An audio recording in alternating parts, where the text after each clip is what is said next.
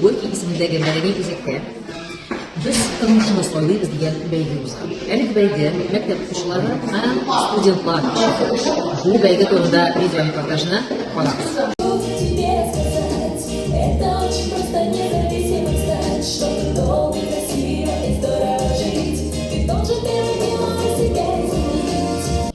Говорят, в этой жизни можно попробовать все. Как же этой жизни утверждающей? Но этот список нужно сократить 3 пунктами. Минус алкоголь, минус сигареты, минус наркотики. 3 вещи, зависимость от которых не даст вам насладиться жизнью в полной мере. Думаете, алкоголь облегчит общение? Нет. Общение облегчает количество прочитанных книг. Считаете, кайф несут наркотики? Ерунда. Кайф – это прыгнуть с парашютом или встретить восход в горах. Все прекрасно, и дождь, и холодный ветер. Я люблю своего единственного на свете. А я еще любовь не встретил, свою, единственную на свете.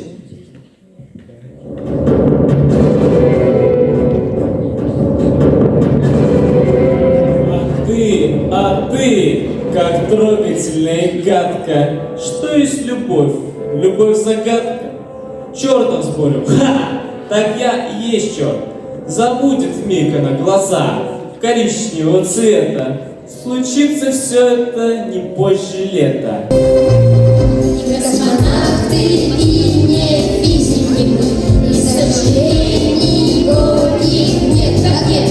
А мы еще, конечно, школьный лета, опять за ЗОЖ шлем привет. Здоровью не безразличный, а бригада ЗМК вас призывает. Эй, молодежь, будь с нами в тренде ЗОЖ!